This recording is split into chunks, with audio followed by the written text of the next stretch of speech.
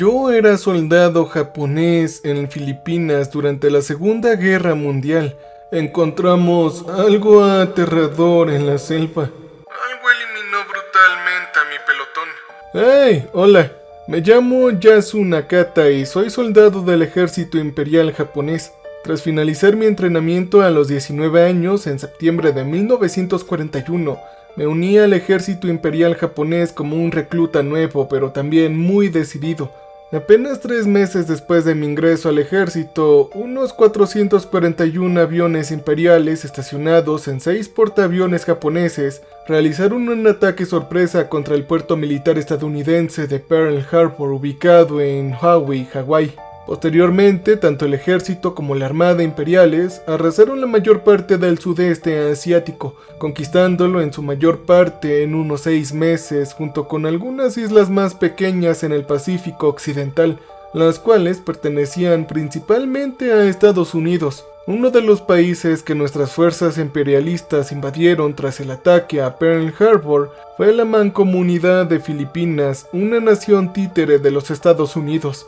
Y la invasión de las Filipinas comenzó el 8 de diciembre de 1941, justo un día después de los ataques a Pearl Harbor, pero no fue hasta el 10 de diciembre de 1941 que el 14º ejército japonés invadió la costa norte de la isla filipina de Luzon. Yo mismo formé parte del 14º ejército japonés, y durante mi participación en la campaña de Filipinas, mi pelotón y yo eliminamos a muchos soldados en la isla de Luzon, tanto estadounidenses como filipinos. No es algo que me orgullezca decir. Si bien considerábamos a nuestros enemigos como parásitos y débiles, mi pelotón y especialmente yo mostrábamos cierto respeto por luchar hasta la muerte con nuestros enemigos caídos. Sin embargo, nos disgustaba profundamente que los soldados enemigos dispusieran las armas y se rindieran. En aquel entonces, para los japoneses, rendirse se consideraba la mayor deshonra en la guerra, y créanme, tratábamos a nuestros prisioneros de guerra peor que al ganado o incluso a los insectos. Este tipo de trato también se observó durante la Marcha de la Muerte de Bataan, que duró del 9 al 17 de abril de 1942. Tras la deposición de las armas por parte de las fuerzas filipinas y estadounidenses, los rodeamos y los obligamos a caminar unos 106 kilómetros o 66 millas hasta el campamento O'Donnell. Durante este tiempo, muchos prisioneros de guerra sufrieron abusos físicos por parte de numerosos soldados japoneses, quienes a menudo murieron en diversas brutalidades.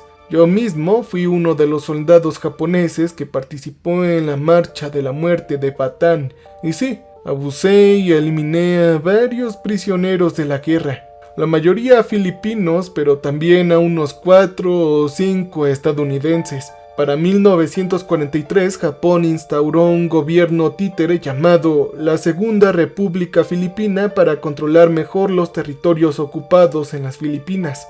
Pero las tropas japonesas permanecieron en la isla, y durante ese tiempo muchos filipinos fueron brutalmente acosados e incluso eliminados por soldados japoneses.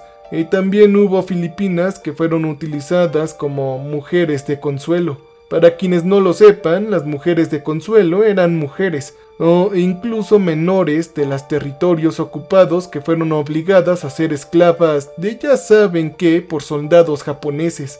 Temo decir que algunas de estas mujeres de consuelo tenían tan solo 10 o 12. Recuerdo claramente que algunos soldados de mi regimiento tenían jóvenes mujeres de consuelo filipinas, aunque la mayoría rondaban los 30 o incluso los 40. Yo mismo era el más joven del pelotón, pero nunca tuve una. Cuando mis compañeros me preguntaban por qué no tenía ninguna, siempre decía que no quería que mis cosas se infectaran con mujeres no japonesas e impuras. Por aquel entonces era ferviente creyente de la superioridad japonesa y la pureza de sangre, una creencia extrema en ese sentido, pero aún así, a pesar de no tener una mujer de consuelo, siempre me alegraba oírlas gritar mientras mis compañeros la usaban para desahogar su adrenalina. Y caray, una vez uno de mis compañeros llamado Takeru Se acercó demasiado a su mujer de consuelo recién capturada y fue mordido por ella. Yo y otros 3 colegas nos reímos histéricamente al ver la sangre en su cuello y cómo furiosamente agarró su Arisaka tipo 99, le puso una bayoneta tipo 30 y silenció a su mujer de consuelo filipina apuñalándola en la garganta 3 veces. Para principios de 1944, mi pelotón y yo estábamos estacionados en la isla filipina para sofocar los crecientes ataques del movimiento de resistencia filipino apoyado por los aliados, principalmente por estadounidenses. A mediados de octubre de 1944, los estadounidenses desembarcaron en la isla de Leyte y en diciembre de ese mismo año capturando a Mindoro, situada cerca de Manila, la capital filipina. La presión de los soldados japoneses sobre las Filipinas ocupadas aumentó aún más en 1945 y a finales de marzo de ese mismo año. Las fuerzas estadounidenses desembarcaron en la costa norte de la isla de Negros, aunque las tropas japonesas estacionadas en la isla solo contaban con unos 13.500 soldados. Estábamos listos para luchar con las tropas aliadas con todas nuestras fuerzas, especialmente aprovechando las selvas y las cordilleras del norte. A principios de mayo de 1945, los aliados habían recuperado la costa norte y la mayor parte de la costa este de la isla, y nuestras fuerzas se reducían con cada día que pasaba. Aún así lucharíamos hasta el final y preferiría morir con honor en batalla por el emperador antes de dejarme capturar por los estadounidenses. Lo que no sabía en ese momento es que me encontraría algo en las selvas montañosas de esa isla que cambiaría mi visión del mundo para siempre, algo aterrador. Para el 27 de mayo de 1945, Filipinas estaba ocupada por los japoneses en la isla de Negros, cerca del volcán Canlaon. La selva sudaba bajo el sol. Todo se sentía tan húmedo e incluso el viento, si se atrevía a soplar entre los frondosos árboles, llegaba húmedo y pesado. El dulce olor a podredumbre de la flora tropical se mezclaba con el leve y acre regusto de la pólvora. Las moscas zumbaban bajo alrededor del campamento improvisado, picando la piel expuesta. Hacía tanto tiempo que había dejado de ahuyentarlas. Nuestro pelotón se reducía a 35 soldados y se había atrincherado en la ladera norte del volcán Canlaon. La vegetación era densa, casi antinatural y el terreno escarpado e implacable. Sabíamos que los estadounidenses estaban cerca. Nuestros exploradores habían avistado sus movimientos a solo unas pocas crestas de distancia, y las escaramuzas habían comenzado a estallar en ráfagas dispersas. Pero hoy la sección estaba tranquila, muy tranquila. Me agaché bajo una lona sostenida por bambú, engrasando el cañón de mi Arisaka tipo 99. El arma me había servido fielmente desde el Luzon y aunque su culata estaba rayada y abollada, también la sentía como una extensión de mí mismo. El aire se me pegaba como una segunda piel. Hice una pausa secándome la frente con una manga sucia. Kenji Mizuno estaba sentado frente a mí masticando boniato seco con la misma expresión ausente de todos los días. Y Takeru Yoshida, el que una vez fue mordido por su propia mujer de consuelo, se apoyaba en el tronco de la palmera, tallando muescas en la culata de su bayoneta. «Oye, Takeru, ¿cómo va la cicatriz de tu cuello? ¿Sigue resumando amor?», preguntó Itsuki Saoto con sarcasmo desde junto a los bidones. Se escucharon en el fondo algunas risitas. Takeru puso los ojos en blanco. Oye, ¿cuándo dejarán de hablar de mí con esa maldita perra? Incluso tras decir esas palabras yo sonreí. Riku Tanaka, el más joven aparte de mí, intervino. Debió haberle dado una buena mordida. Todavía te pones nervioso cuando hablamos de ello. Incluso Hanzo Takeda, estoico como siempre, murmuró. Sí, deberías alegrarte de que no haya mordido nada más como tus cositas ahí abajo. Una risita recorrió a nuestro pequeño grupo, fue breve y preciosa. En ese momento no éramos asesinos ni supervivientes, solo soldados cansados y aferrándonos a migajas de frivolidad. Incluso el sargento Haru Tagami esbozó una sonrisa desde el borde del claro, fumando una hoja de tabaco enrollada. Oigan, ya basta de hablar de mujeres. Esta noche pueda que volvamos a ver morir a hombres de verdad, ladró con desgana. Eso nos silenció. El sol se ocultaba, derramando oro y carmesí entre los árboles. La selva relucía y a lo lejos un mono aullaba. El teniente Isamu Araya apareció poco después del anochecer. Era alto y delgado, con el rostro endurecido. Se movía como una sombra entre nosotros, blandiendo suavemente su largo sable en la cadera. Escúchenme con atención. Hemos recibido órdenes. Los exploradores informan que un puñado de soldados estadounidenses se ha excedido. Hay que eliminarlos antes de que encuentren algo de valor. Nos vamos a mover a partir de las 22 horas. ¿Escucharon?, anunció en voz baja. No hubo ninguna protesta. Nos preparamos en silencio, cargando armas y ajustándonos las botas, revisando también las granadas. Cada hombre absorto en su propio ritual. Para las 10 de la noche nos adentramos en la jungla como fantasmas. La ladera norte era empinada y estaba llena de raíces retorcidas. Caminábamos despacio en formación cerrada. El bosque era más oscuro que la brea y nuestro sendero estaba iluminado únicamente por pequeñas linternas de aceite y algunos escasos rayos de luz que se filtraban entre el follaje. De vez en cuando captaba destellos de ojos de insectos brillantes a lo lejos. Extraños gritos de animales resonaban entre los árboles, agudos y guturales, nunca antes oídos, pero lo atribuía a los nervios. La paranoia en la selva no era nada nuevo. «Oigan, ¿huelen eso?», susurró Itsuki detrás de mí. Y sí, lo hacía. Olía a podredumbre. Fue débil, pero era denso, como si algo muerto estuviera cerca. «Creo que estamos cerca», dijo Kenji, y así fue. Justo después de la cresta, el teniente nos indicó que nos detuviéramos. 2 exploradores adelantaron agazapados para ver lo que había sucedido. Se escucharon disparos, 3 estallidos agudos y luego silencio. Hubieron más disparos, esta vez más fuertes. Un hombre gritó y avanzamos a toda velocidad. Lo que encontramos fue una pequeña unidad estadounidense. 6 soldados mal escondidos yaciendo en charcos de sangre. Uno seguía vivo, jadeando con los pulmones destrozados, y pasé por encima de él. «Es una buena muerte. Esos yanquis se lo merecen», murmuró el sargento Takami, pero algo no cuadraba. No estaba del todo bien. Ningún tiroteo había durado tan poco. Los exploradores que iniciaron la emboscada no habían regresado, y no habían señales de contraataque, solo silencio. La selva, antes llena de sonido nocturno, estaba completamente muerta. No lo había notado antes, pero ahora me desgarraba la conciencia. Ni siquiera habían grillos, ni pájaros, o tan siquiera viento. Solo nuestra respiración y la podredumbre, ahora más fuerte que nunca. Kenji se giró lentamente. «¿Dónde está Matsuda e Inoue?». Ellos eran los exploradores. «Sí, ya deberían haber regresado», dijo Hanzo mirando hacia la oscura maleza.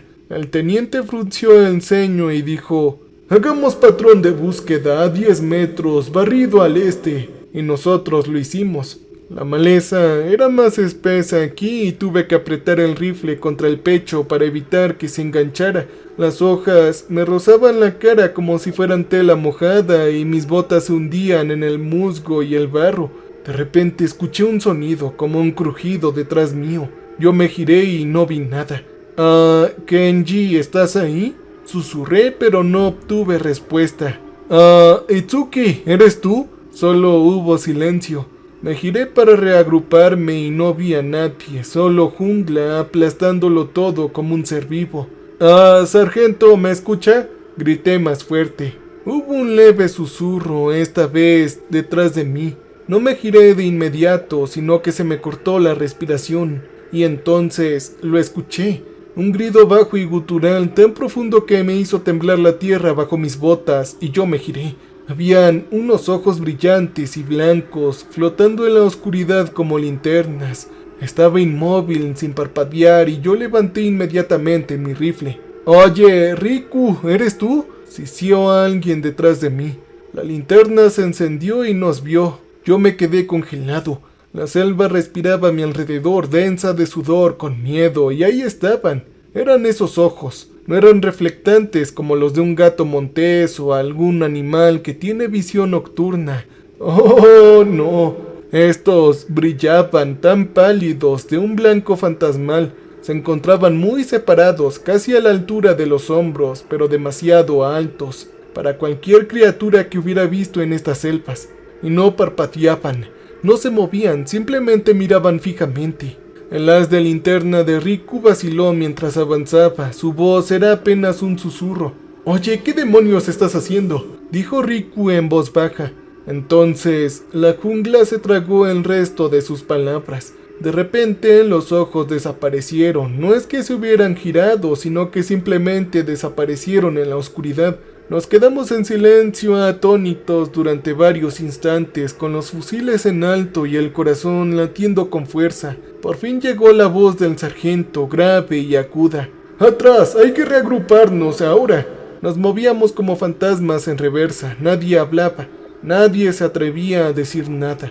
Cuando encontramos a los demás, el teniente Araka, Takeru, Hanzo y algunos más, nos dimos cuenta con una pesadez espantosa de que 4 hombres más habían desaparecido, pero tampoco había disparos ni gritos como antecedentes, simplemente se habían ido. «De acuerdo, hay que separarnos, hay que hacer grupos de 10 conmigo. Tagami, lleva a tu escuadrón al oeste y avanza hacia la cresta. Si nos están atacando los estadounidenses, entonces los ahuyentaremos». «Sí, señor», respondió el sargento Takami, dudando solo un poco antes de hacer un gesto para que Kenji, Takeru, Riku, Itsuku y Hanzo lo siguiéramos. Nosotros avanzamos hacia el oeste en una línea apretada y disciplinada.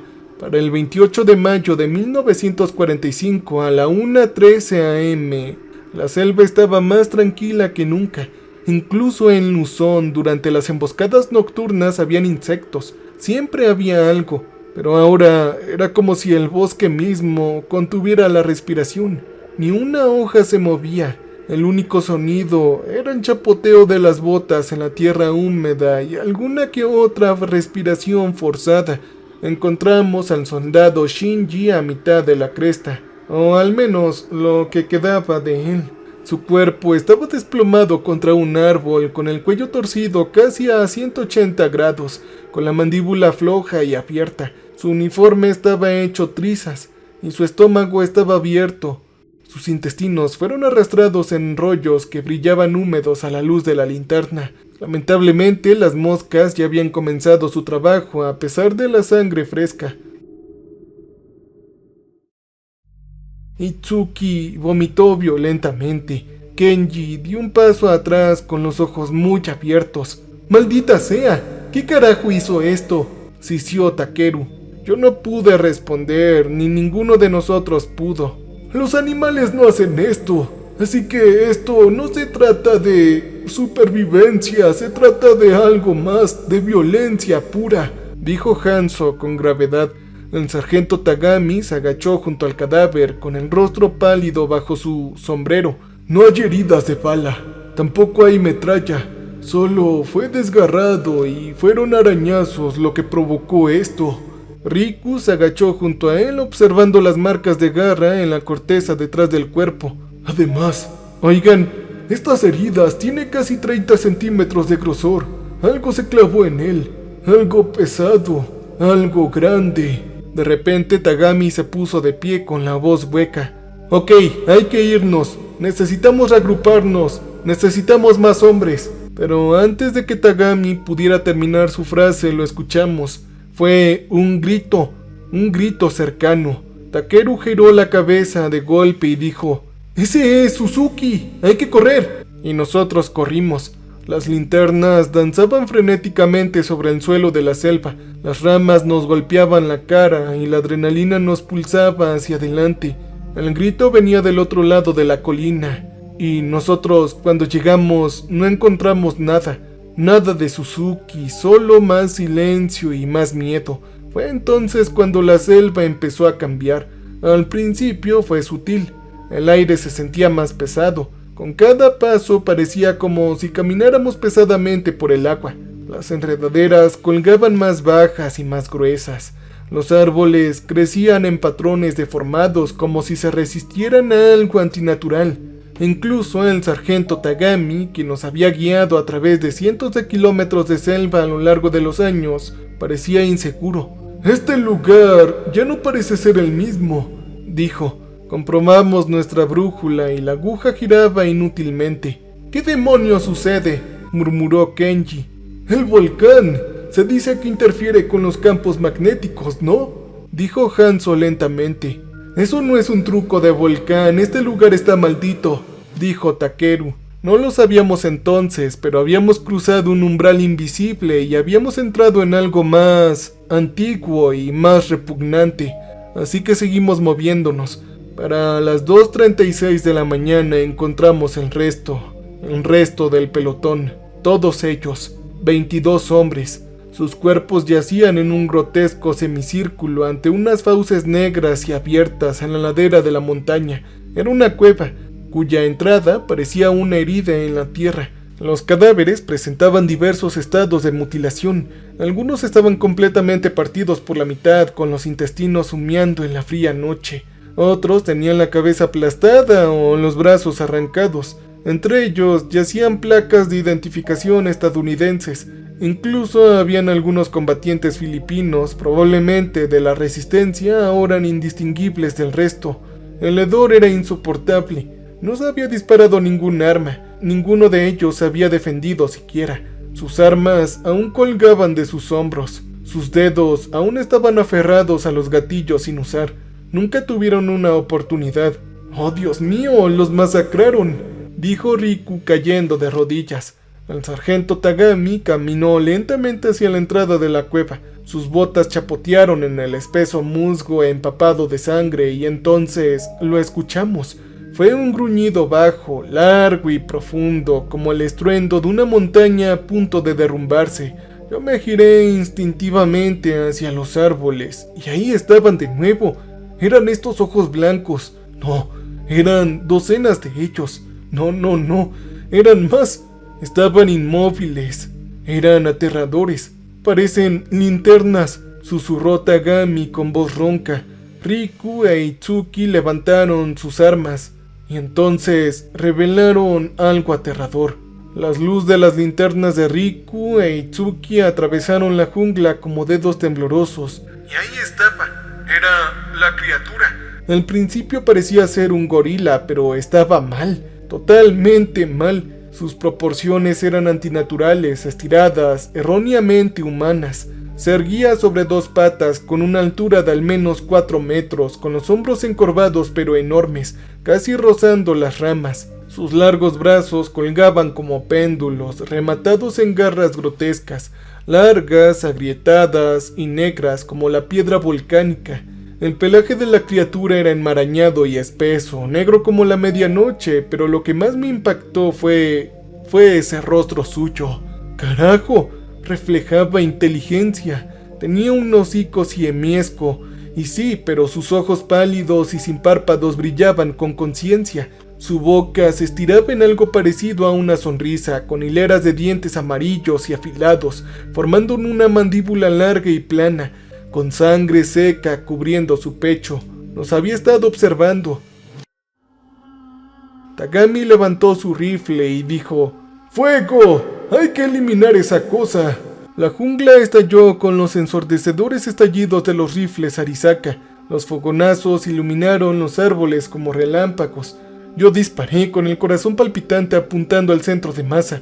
La criatura se tambaleó, luego cargó contra nosotros. Se movía como nunca antes, como una mancha negra cruzando el claro en 3 zancadas, rugiendo con un sonido atroz que estremecía la tierra y desgarraba el arma. Ya estaba sobre nosotros antes de que pudiéramos recargar. Itsuki gritó cuando las garras de la criatura lo desgarraron, abriéndole el torso de par en par desde la clavícula hasta el pelvis. Sus órganos se derramaron con un chapoteo y se desplomó. Riku intentó retroceder, gritando mientras metía otro cartucho en su rifle. ¡Disparen! ¡Disparen! Kenji se abalanzó en su bayoneta y la criatura lo atrapó en medio de la estocada. Una garra lo envolvió en la cabeza y con un crujido espantoso lo retorció violentamente. El cuerpo de Kenji cayó. Su cabeza permaneció en la palma de la criatura. Yo grité y vacié el resto del cargador en su pecho. Las balas impactaron y las vi impactar en la carne. La sangre brotó a borbotones, pero la bestia solo rugió más fuerte. Sintió dolor, pero no le importaba. Tagami corrió hacia adelante con un grito de guerra. Su bayoneta fue reluciente y gritó: ¡Viva el emperador! La clavó profundamente en el muslo de la criatura, y por un instante la bestia se tambaleó, pero entonces lo agarró. Sus garras se envolvieron alrededor de su abdomen, y con un movimiento brusco lo partió en dos por la cintura. Su torso cayó a mi lado con los ojos abiertos y la sangre mandándole por borbotones en todo el cuerpo. Hanzo quitó el seguro de su granada y lo arrojó. ¡Muere! ¡Muere, maldita cosa!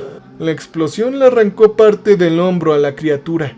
Este se tambaleó hacia atrás gruñendo y un trozo de su pelaje ardió revelando un músculo negro y palpitante debajo. Pensamos que la habíamos ganado y que podríamos ganar esta batalla, pero algo sucedió. Él rugió. Este sonido no era natural, ni siquiera era animal. Era un grito de furia y odio, como algo que había visto generaciones invadir su hogar y finalmente se quebró. Riku gritó y corrió.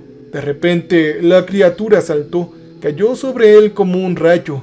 Observé paralizado por el horror cómo agarraba el brazo de Riku y se lo arrancaba.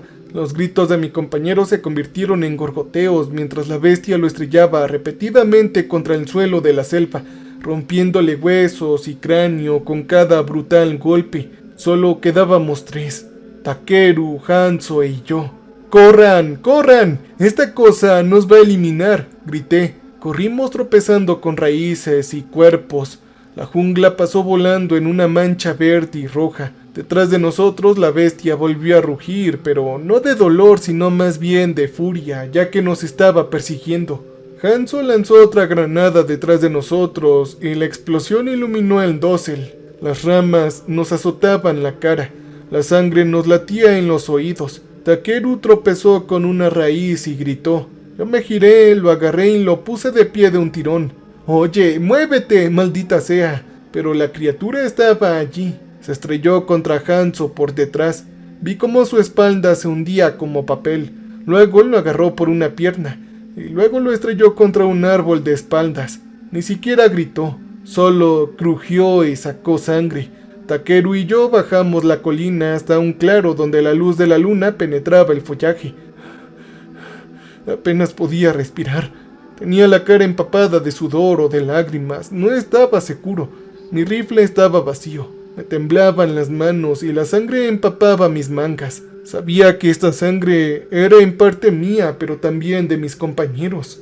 Takeru se giró hacia mí llorando y jadeando. «Tenemos que subir esta cresta. Hay una cuesta al otro lado», dijo. Pero el sonido de las ramas rompiéndose detrás de nosotros nos silenció. Yo me giré lentamente. La criatura caminó hacia la luz de la luna. Sus heridas ya eran evidentes. Tenía carne destrozada y agujeros de bala, marcas de quemaduras, y aún así esta cosa seguía moviéndose. Y peor aún, esa maldita cosa sonreía como un maníaco. Tenía cierta inteligencia humana. Takeru gritó y levantó su bayoneta, pero no sirvió de nada. La bestia le atrapó el brazo en plena embestida, rompiéndole el hueso. Takeru gimió cuando la criatura le agarró la mandíbula inferior y se la arrancó de la cara. Yo vomité rápidamente. Esa maldita cosa no lo acabó tan rápido. Jugaba con él, desgarraba carne y arrancaba tendones como si fueran caramelo. Rompía huesos uno a uno, y los gritos de Takeru se convirtieron en gorgoteos y luego silencio. Ahora yo estaba paralizado. Había eliminado civiles, visto morir a niños en bombardeos aéreos. Había estado junto a prisioneros de guerra y no había sentido nada. Pero ahora yo me oriné en los pantalones. Mis piernas se movieron antes de que mi mente pudiera reaccionar. Yo corrí y corrí como nunca antes a la jungla, a la oscuridad. Las ramas me desgarraban la piel. Las espinas me arañaban los brazos, pero no me importaba. Yo seguía corriendo y la bestia me siguió. A las 3:22 de la mañana, no recuerdo cuándo se me cayó el casco, o cuando mi rifle, mi confiable Arisaka, se me resbaló de las manos. Solo sabía que mis piernas se movían como pistones, atravesando el follaje y las enredaderas, con los pulmones ardiendo y la boca seca de horror. Mi uniforme estaba empapado, mi cara estaba cubierta de sangre y sudor. Mi mente, antaño un horno de orgullo y disciplina imperiales, ahora era una llama marchita que titilaba de pánico. A mi alrededor, en la jungla interminable, retorcida, con algo observándome. En algún lugar detrás de mí o quizás por encima de mí, la criatura me seguía y yo no lo escuchaba. No siempre, pero lo sentía. Él estaba ahí acechándome. Me detuve solo cuando me fallaron las piernas y me desplomé junto a un tronco retorcido y veteado de musgo. La luz de la luna se filtraba a través del dosel en astillas, iluminando el vapor que emanaba mi cuerpo. Me di la vuelta jadeando en busca de aire e inmediatamente intenté gatear. Ya no sabía dónde estaba. La selva había cambiado de nuevo. Estaba más oscura y más densa. Los árboles se curvaban en formas antinaturales. Las ramas se retorcían como brazos y las raíces se enredaban en nudos grotescos que parecían respirar. Yo pude escuchar algo, pero no fue la bestia. Todavía no. Fue una voz, débil y susurrante. Al principio pensé que era el viento, pero no, decía mi nombre. Yasu, Yasu. Mi corazón me latía con fuerza. Me tapé los oídos con las manos, con los ojos abiertos, arrastrándome hacia atrás por el barro. Fue entonces cuando vi la cara, solo por un segundo, en la corteza de un árbol, como un cadáver enterrado en el bosque, con la boca abierta, los ojos hundidos, la piel tirante sobre los pómulos. Pero cuando parpadeé, había desaparecido. No. Tranquilízate, estás alucinando. Creo que ya estoy cansado, es solo la jungla. Me susurré, pero no creía en mis propias palabras. Me puse de pie apoyándome en una enredadera. Me temblaban las piernas, me fallaron las rodillas. Forcé un pie hacia adelante y luego otro. Yo tuve que dirigirme al este, hacia el sol naciente, hacia la luz, hacia la seguridad. Yo caminé tropezándome y llorando. Para las 4:30 de la mañana, no sé qué tan lejos había llegado. La selva se curvaba a mi alrededor jugando con mi mente. Me encontré pasando el mismo árbol 2 veces.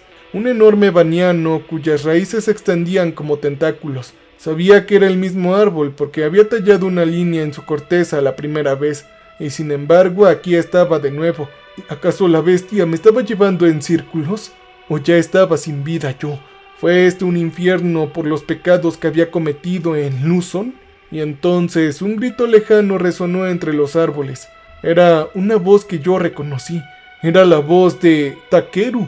Sí, pero él estaba sin vida. Yo lo había visto morir. Yo caí de rodillas y volví a taparme los oídos. No. Él ya no está aquí, ya no está con nosotros. Pero la selva se rió. Sí, se estaba riendo de mí. Yasu. Me arrastré hacia adelante como un animal, raspándome los codos con las rocas, arrastrando mi cuerpo entre la maleza. De repente, una raíz afilada me desgarró el antebrazo y no me importó. Ya no sentía dolor, solo miedo. Y entonces hubo silencio real. Ni siquiera hubo susurros. Miré hacia arriba y ahí estaba, en el borde de la jungla. A través de la última línea de árboles pude ver el cielo. Era el crepúsculo, esa primera franja plateada del amanecer asomándose por encima de las montañas. Yo lo había logrado. Me tambaleé hacia adelante con las extremidades temblorosas y los ojos abiertos por la incredulidad. Yo rompí la línea de árboles y caí de rodillas en la hierba de un claro, bañado por la suave azul del amanecer. El cielo estaba cambiando y la oscuridad se alejaba. Yo me reí. Fue una risa horrible y rota, mitad alivio y mitad locura. Y entonces lo sentí. Fue una respiración detrás de mí. Era grande y pesada, también estaba húmeda. El calor me calentó el cuello. El olor era insoportable, una mezcla de cobre, podredumbre y tierra. Mi cuerpo se paralizó temblando y me giré despacio. Y ahí estaba. La criatura estaba justo detrás de mí. Su enorme figura agazapada entre la sombra de los árboles, con sus ojos pálidos brillando en la tenue luz. Su rostro estaba manchado de sangre y tierra, estaba contorsionado en una risa. Pero no era la risa de un depredador normal, era la sonrisa de algo muy inteligente que se divierte con su presa. Yo gemí, di un paso hacia adelante y me tiré al suelo. Mi cara golpeó el suelo. El peso de la criatura me aplastó el pecho, apenas podía respirar. Yo esperaba dolor y agonía, siendo mi cuerpo destrozado como los demás. Pero la criatura con aspecto de simio no me atacó. Se inclinó y sus enormes fauces se quedaron a escasos centímetros de mi cara. Esa cosa me sonrió cara a cara. ¿Ves? Esto no es tan mal, dijo. Esa cosa había pronunciado palabras. Solo me quedé mirándolo fijamente a esos ojos pálidos sin pestañear y vi inteligencia, malicia y reconocimiento. Sabía que yo era el último. Había decidido dejarme correr para verme romper poco a poco. Me había seguido no para eliminarme, sino para saborear mi miedo. Él levantó una mano con garras y dijo: «Yo he estado aquí más que ustedes, humanos». Ante eso yo cerré los ojos, pero nunca bajó la mano. En cambio, la bestia se detuvo. Su cabeza estuvo girada ligeramente hacia el este, hacia el sol naciente. Un cambio de repente lo invadió, como un lobo que se estremece ante el fuego. Sus labios se curvaron, pero no de rabia, sino de miedo. Él me miró una última vez. Entonces abrió la boca y dijo: «Creo que la campana te ha salvado. Ten una vida larga y felicítame a los demás. Te veré en el infierno». Tras eso dejó escapar un rugido, un último grito desgarrador más que un sonido y más que ira. Era el odio mismo gritando hasta los huesos y luego desapareció de vuelta a los árboles. Yo me quedé ahí entumecido esperando que me eliminara, aunque ya sabía que se había ido. De pronto el canto de los pájaros se elevó a mi alrededor y la jungla despertaba. Me di la vuelta sobre mi espalda y me quedé mirando el cielo que se iluminaba poco a poco. ¡Carajo! Yo estaba todavía con vida, pero ya no me sentía vivo. Después de permanecer allí tendido durante lo que pareció una eternidad, alrededor de las 6 de la mañana escuché voces. Eran voces americanas. «¡Tráiganlo! ¡Llévenselo!». Yo no me resistí cuando los combatientes de la resistencia filipina y los soldados estadounidenses me rodearon. Al principio gritaron con los fusiles en alto, pero al ver mi estado, con la sangre, el uniforme desgarrado y la mirada perdida, bajaron sus armas. Levanté mis manos vacías y por primera vez en mi vida yo me rendí. En julio de 1945, Luzon, campo de prisioneros de guerra número 128, Filipinas, ya estaba bajo el control estadounidense. Ya no era un soldado, era un número más. Estaba afeitado, despojado y enjaulado. Nos llamaban antiguas tropas imperiales, un término cortés para referirse a los criminales de guerra detenidos. La mayoría de los demás prisioneros de guerra japoneses odiaban a los estadounidenses con un odio que no se había calmado desde que lanzaron las bombas nucleares sobre Hiroshima y Nagasaki. Pero ya no me quedaba fuego, ni ira, ni lealtad al emperador. Había visto morir a 34 de mis compatriotas en una noche, no a mano de los estadounidenses, ni siquiera de la resistencia filipina, sino por algo más antiguo, algo que ninguna bomba ni bala puede vencer. Guardé silencio sobre esa noche, porque ¿quién me va a creer? Y aún así, todo este tormento me perseguía. No podía dormir sin ver el cuerpo de Itsuki destrozado. No podía oler sangre porque tenía náuseas. Y podía oír el viento de la selva sin esperar oír una respiración detrás de mí. Durante el interrogatorio le conté todo a los estadounidenses. Posiciones, estructura de mando, el número de tropas. Yo quería que ganaran porque fuera lo que fuese lo que habíamos visto, también había despertado algo que debería haber quedado enterrado. Yo confesé mis crímenes de guerra. Admití lo que había hecho durante la marcha de la muerte de Baatán. Yo describía a las mujeres de consolación, las masacres y los prisioneros a los que golpeábamos por diversión. Eso no me trajo paz. No hizo que los fantasmas desaparecieran, pero algo fue algo. Recuerdo estar acostado en mi catre una noche de finales de 1946 susurrando disculpas al aire, al hombre al que disparé en la zanja de Luzón. Yo lo lamentaba, a la joven filipina a la que pateé sin parar porque pensé que escondía arroz, lo lamento, y al niño del que me reí mientras se moría de hambre, yo lo lamento, y siempre al final, a la cosa de la jungla, yo te recuerdo. Cuando regresé a Japón para el año 1947, que ya estaba ocupado por los estadounidenses, esperaba el rechazo. Pensé que mi padre me daría la espalda, que mi hermana me iba a escupir, que el pueblo entero murmuraría sobre el cobarde que fue capturado, pero ninguno de ellos lo hizo. En cambio, mi madre me abrazó en silencio. Mi padre no dijo nada durante 3 días. Luego me dio una asada y señaló los arrozales. Era su forma de decir: sé que metiste la pata, pero sigues siendo mi hijo. Yo me enterré en el lodo y las montañas. No hablé de la guerra, ni con mi familia, ni con nadie. Solo una vez grabé un extraño par de ojos en el tronco de un árbol detrás de mi casa. Eran enormes, blancos y sin pestañear. Yo lo veía todas las mañanas durante 3 años seguidos. Para 1955 mi vida dio un giro positivo. Empecé a trabajar en una empresa comercial de la ciudad de Asakihawa, justo al lado de mi ciudad natal, Higashikawa. Ascendí en una compañía comercial, no por encanto, sino por disciplina. Volví a trabajar como un soldado, solo que esta vez construí en lugar de destruir. Para 1962 me convertí en director ejecutivo de la empresa, y ese mismo año me casé con Nana, una mujer cuyo corazón por alguna razón fue lo suficientemente bondadoso como para amar a un hombre como yo. Nosotros tuvimos 2 hijos, Yuto en 1964 y Hina en 1965. Sin embargo, cuando me ofrecieron el puesto de CEO, casi no lo acepto.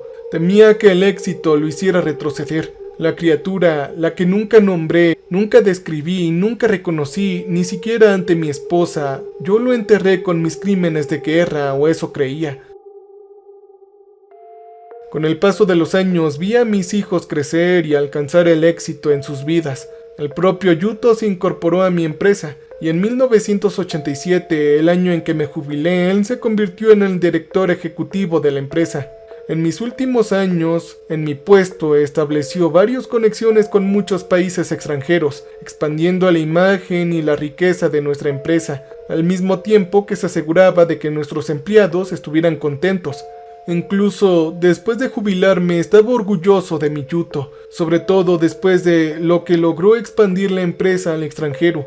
Estaba orgulloso hasta que mencionó que la empresa ahora tenía una sede en Filipinas.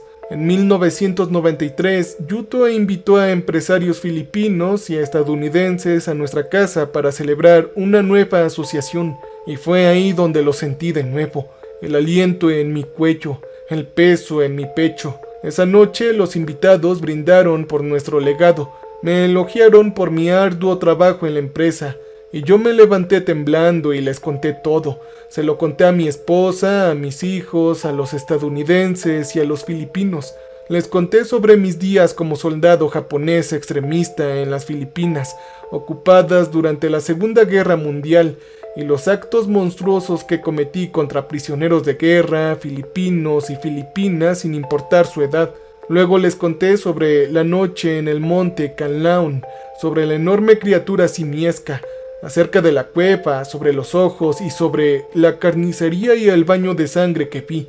Yo esperaba que ellos se rieran, pero la habitación quedó en silencio. Entonces, uno de los empresarios filipinos se puso de pie muy serio. Un hombre mayor con una cicatriz en la sien tenía los ojos húmedos, no de lágrimas, sino de reconocimiento. «Oye, tú estuviste ahí y lo viste», susurró. Yo lo miré fijamente. «¿Entonces, me creen?», pregunté con total incredulidad. Él asintió lentamente. «Verás, yo soy de un pueblo cerca de la Castellana, en Negros Occidental. Mi abuelo nos advertía que nunca nos acercáramos al volcán al anochecer.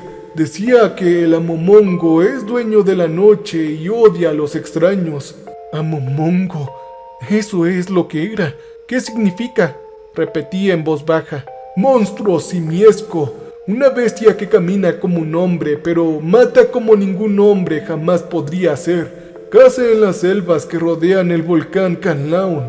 Se esconde en cuevas. No elimina por comida, sino por venganza, y desprecia la luz del día. Yo sentía frío. Entonces, ¿por qué esa cosa no me eliminó? Le pregunté al filipino. Él me miró y por primera vez no vi compasión, sino miedo. Porque quería que esa cosa la recordaras, respondió el anciano empresario filipino. Y veo que sí ha sobrevivido. Ahora, en la actualidad, el 13 de marzo de 1999, última entrada del diario de Yasu. Ya soy viejo. Me tiemblan las manos. Mis hijos tienen sus propias familias. Yuto todavía visita las Filipinas y a veces me trae fotos, pero yo nunca las puedo ver. Hay días que me despierto empapado en sudor, seguro de haberlo escuchado otra vez. Puedo sentir la respiración. A veces me siento junto al árbol donde tallé esos ojos que ya casi han crecido pero no han desaparecido. Nunca se ha ido, y siempre cuando cae la noche miro el límite de este bosque, porque sé que un día cuando mi cuerpo esté demasiado viejo y lento, y cuando mi corazón esté demasiado débil, Él vendrá por mí, y esta vez no habrá sol ni siquiera crepúsculo que me salve. Cambio y fuera.